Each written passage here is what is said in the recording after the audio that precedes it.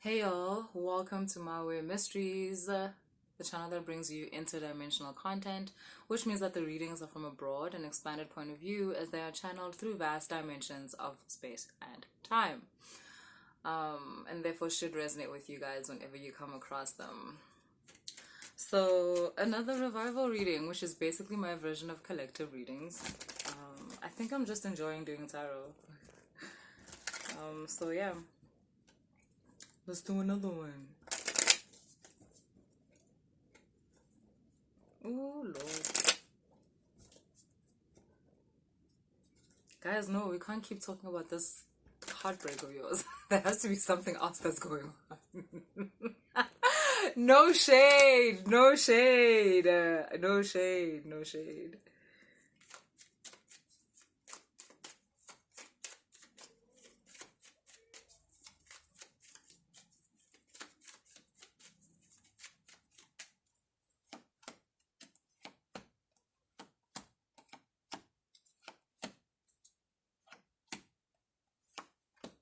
Oh, the High Priestess.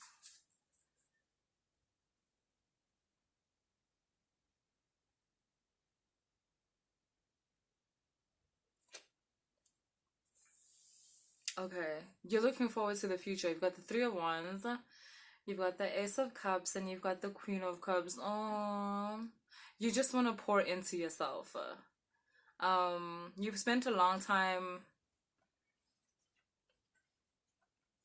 You basically just want to pour into yourself. Like, you want to pour some love into yourself. This is reminding me of something I said in a previous reading about how I wanted to be someone who was able to stand up for myself and leave a situation which wasn't serving me. And that's what I'm seeing here. You guys are very focused on doing that.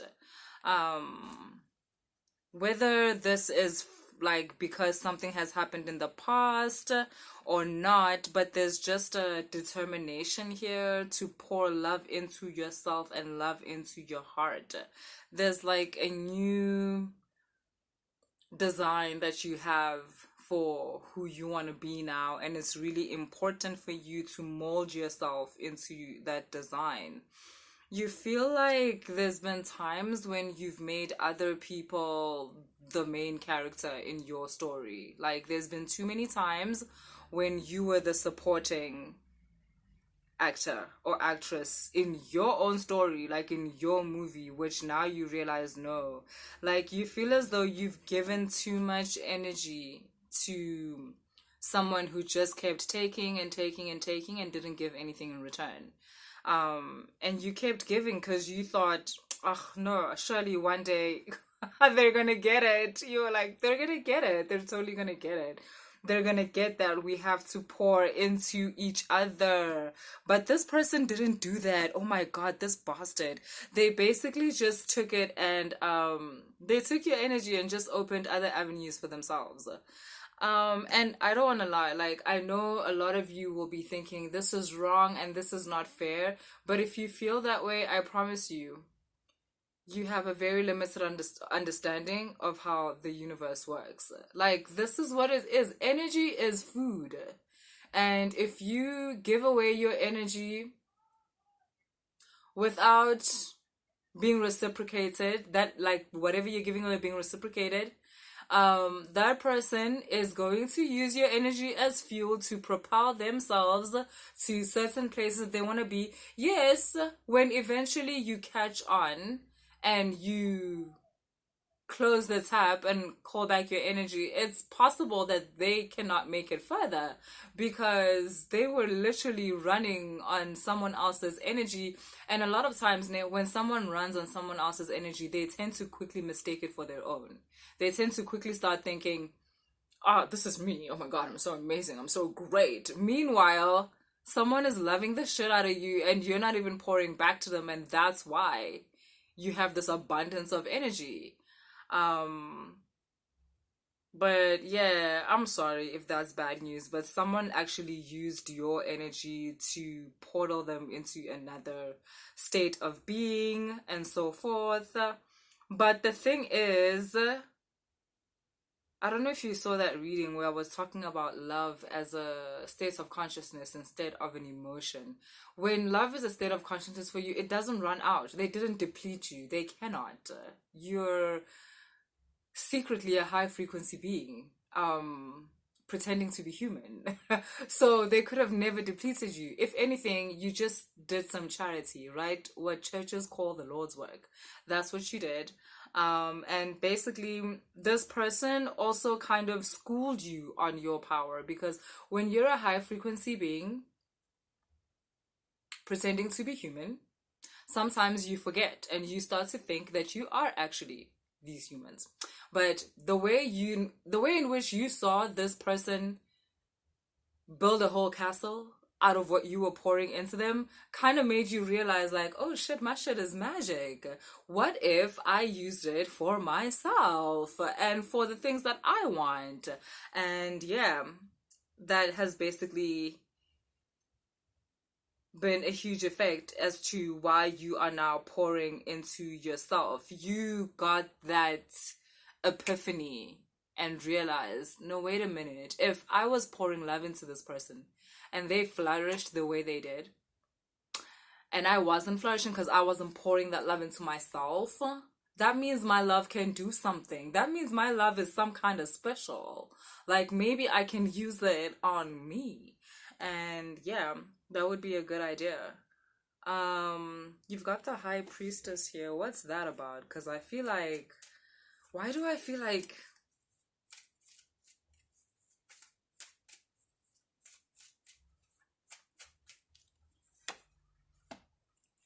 oh, it's in a good way. Because I don't want to lie. Maybe other people are going to see it like that. Maybe that's what I was getting. Because I was getting kind of like a villain era. But I understand now. It's what society calls a villain era, which is when you literally look out for yourself and you focus on yourself, and you leave the other children of the Lord to the Lord, because the Lord is the Lord of all, and you're just out here doing your thing. There's no need for you to take responsibility for other people. And that's what you're going to do. You're going to call back all your energy and you're going to focus it hard on yourself. You're curious about what you look like when you're shining. You're curious about what your magic, your love, your devotion can do if you direct it to yourself. And so you're turning your back on selling your love and your devotion to other people and praising other people like they're gods or something like that. And you're kind of looking to the God within, boo. Yeah, oh my God, you are tired and you are done. You're like, I love me, okay? Look at you got the Empress, you've got the Page of Cups. This is not the Page of Cups, this is the Knight of Cups. You're like, me, me. And oh yeah. You've got Temperance here, so it's a balance. This is not a thing where you just like basically let go of all your responsibilities or just pull back from your responsibilities. That is, if you have responsibility to family, to a child, or to anything like that, to friends, this is not that. You are creating a fair balance between the energy which you give out and the energy which you pour into yourself. You're finding a way to, yeah, you know what I'm saying, that process of like like at the river when it evaporates, is it evaporating and becomes like little gas whatever is into the sky, and then a cloud forms, that whole process they teach you in natural science, and then when the cloud is big enough, it becomes perspiration, and then, falls back down into the soil and nurtures the soil and the plants and so forth.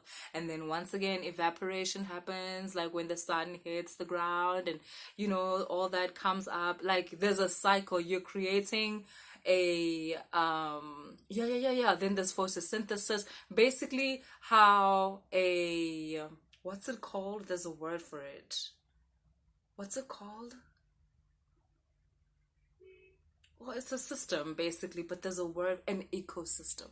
The way an ecosystem works, right? Where there's a give and take, there's fairness. That's what you are creating in your life, where there's a balance between the energy which you give out to the aspects of your life and the energy which you get back. And whoever does not fit into this, whoever in your life is like taking more than they give, or leeching or anything like that, they're getting kicked out. You are protecting and forming a boundary against people like that.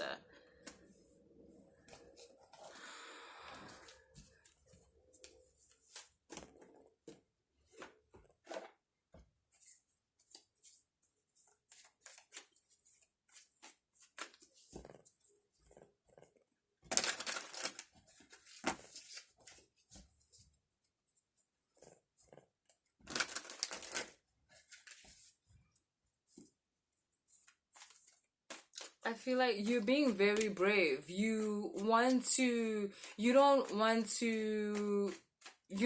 hate life, and you don't want to hate your life. You want to enjoy your life. You want to love your life.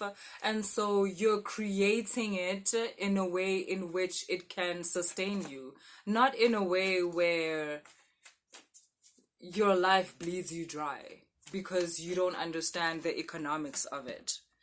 Just because you are lacking the courage to understand the economics of energy, you're done with that. Oh, versus does.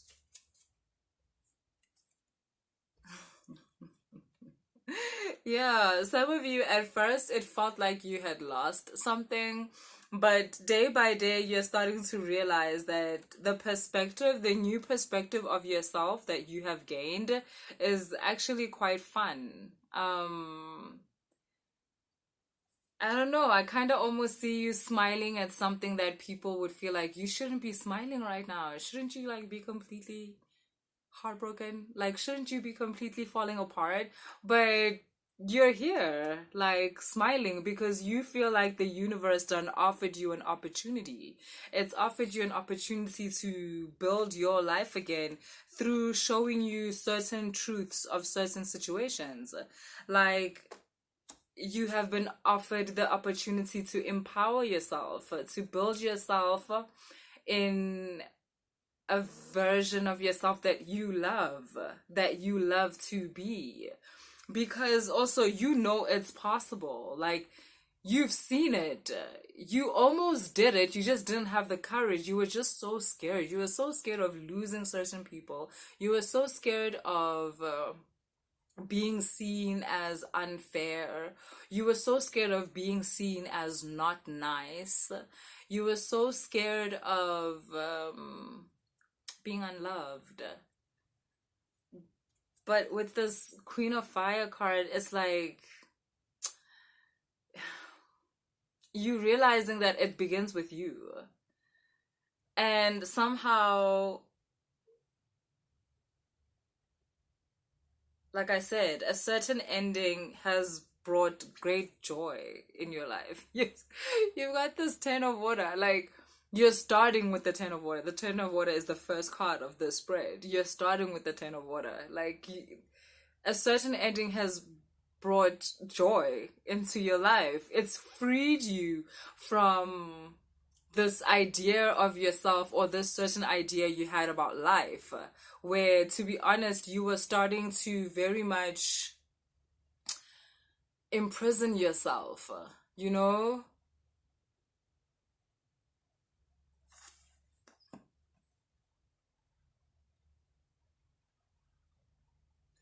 Do you guys watch House of the Dragon? This is reminding me of House of the Dragon. Spoiler alert! Like, fast forward 20 seconds if you don't want to hear that, right? So episode 5, I think it is the last episode, like, Alicent was like, you know, she should be voted in as the queen in the meantime because of what happened to Aegon.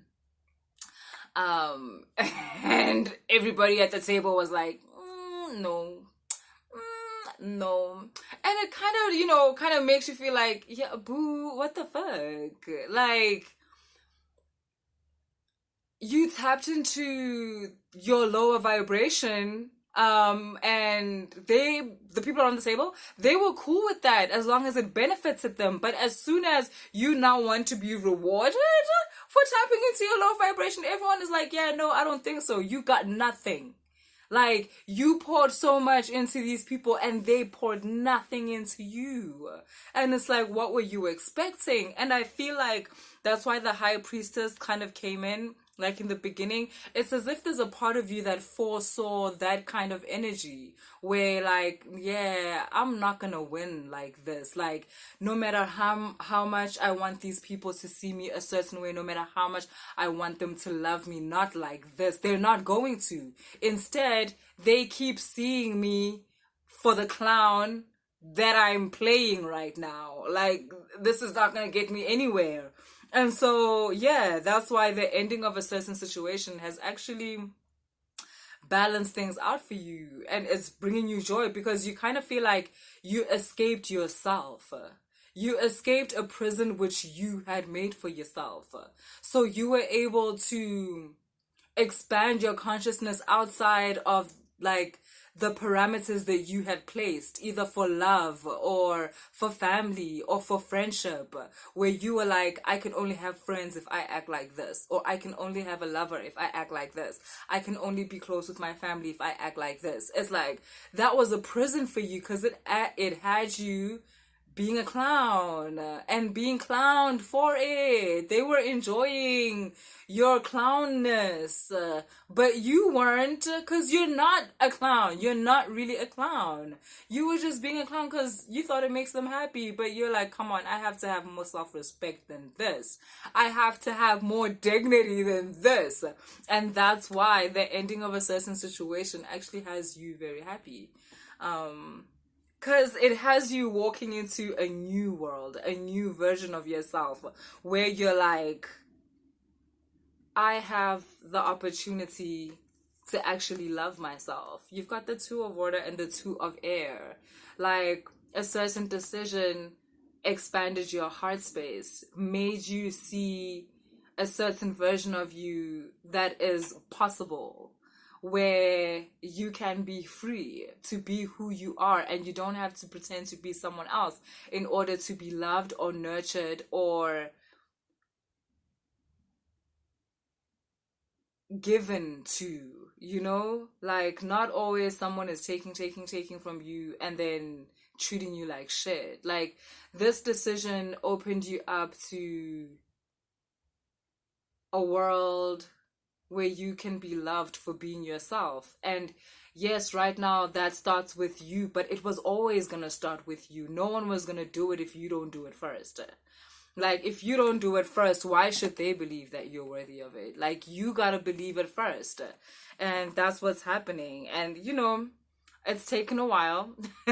But this patience card in this deck is also the temperance card. So again, it talks about balance. It's taken you a while to find balance in your life. In terms of between you and others.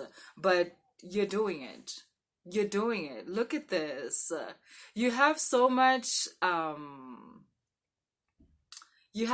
hope for the future. You have so much new energy, right? It's fresh, it's new, it's young, you know, it's all of them things that just talk about, that have space for growth, basically. Things that give birth to growth and beauty and longevity and all those type of things. Like, I feel like you finally set a path for yourself that you want to walk. You finally set a version of yourself that you want to be. No longer this like, I hate my life, I hate my life. You're finally on the path of loving your life. So yeah, that's what I have for you guys. That's another revival. That might be the last one for a while. I think we've done enough. If you enjoyed the reading, please like, share, and subscribe. And if you want to book a reading, all the information is in the description box. Later.